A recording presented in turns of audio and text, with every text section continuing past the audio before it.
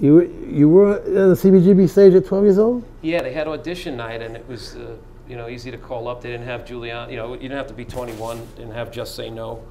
It was easy. Oh, that's so cool. We failed the CBGB's audition, but we got booked at Max's, and it was Johnny Thunder's birthday, July 15th. And they asked us if we knew any Heartbreaker songs. Some guy with bulging eyes, and we're all 12 years old, and we're on the stage, and it's Johnny Thunder's birthday, and he's going to come tonight. Do you know any Johnny Thunder songs? So we knew Chinese Rocks, the Ramones version.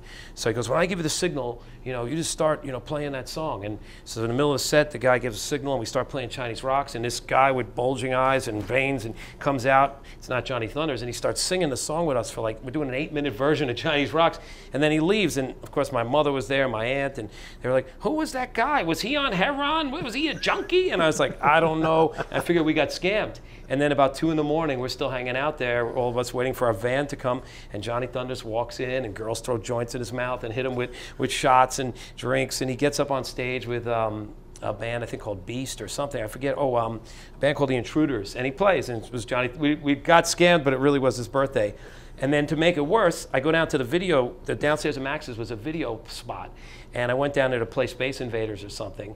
And these 2 Asian guys from Brooklyn that had Italian horns on, satin jackets, and they were Asian, but they were kind of Italian, and they started to get tough with me. They started going, what the hell were you singing? Chinese wops? Chinese? And I was like, Woody Allen. I was like, no, it's a song about drugs. It's called Chinese. And they wanted to kill me. They thought I was singing this song, Chinese wops.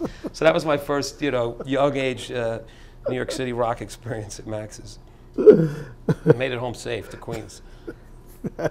That's good. That's good. Now, let's say you've been writing for a while now. Okay, like it's time for your second album, right? Go back a little bit in time. You're about to make a second record, and what goes through your head now as opposed to when you first start? Now what do you? Well, they say you have your whole life to write your first album, and that's why there's always that sophomore slump for some bands. I don't know, I'm not going to name the bands out, but when we were kids, second albums, we'd be like, wait, the second Cars album doesn't have as many good songs as the first, whatever. And there's exceptions like Zeppelin 2 and probably a whole bunch of great exceptions, but I think people have that. So your first record could be built up over years. Then you got to write your second record. You're on the road, and you're just trying to make it from one town, and it could be about the road.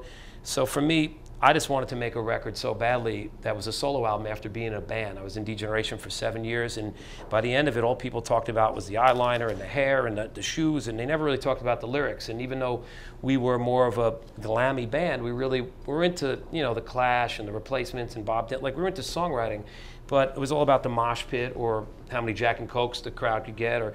So I wanted to strip it down. I got fed up with playing to these, we were opening for bands, and they were all, slamming and moshing. And so I decided to make acoustic stuff, and my friend Ryan Adams said, if you make a record, I like your stuff, I'll produce it. And we made The Fine Art of Self-Destruction in 5 days, and it was a buildup of songs over the couple years that I was trying to figure it out after Degeneration.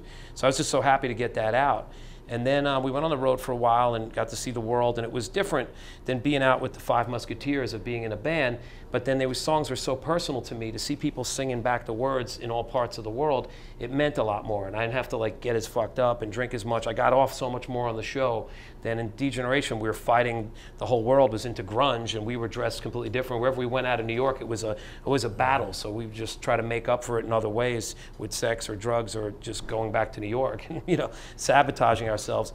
So I was so happy, but then it was time to make a second record, and I think a lot of it was coming to a part in my, mid-30s, and I kind of was thinking, well, I want to have a kid, I want to get married, and my friends were all doing that, but I was out here living, the life of what I'd been doing for 15 years. So the record was kind of a road record, but it was also a record of looking back at America, looking back at New York, instead of writing it in New York, being around the world and seeing how people thought about us. Bush was in the height of his regime, and it was just being an American in all these different places. And while everybody at home was getting really domestic, and you're older, and me myself was older and thinking about these things, but then I still felt like I was living like a kid, and it was kind of that contrast. It was after September 11th, people were scared. There was this kind of weird patriotism that was kind of blind, and so it was a record that dealt with a lot of that and dealt with being away and figuring out where I fit in, and that was the heat.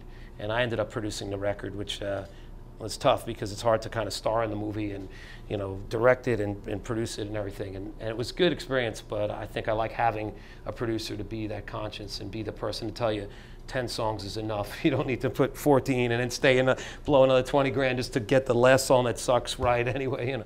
So.